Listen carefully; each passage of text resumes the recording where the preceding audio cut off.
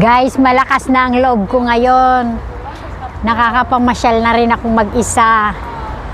Dati, nung bago ako sa Barcelona, laging may kasama, laging takot mag-isa. Ngayon, nandito ako ngayon sa may, sa may Perpignan, France. Kasi, by bus. Ayan, ang ganda, guys, Diba? Tingnan nyo ang ganda. May hinahanap kasi akong lugar Pero kararating pa lang kaya eto muna.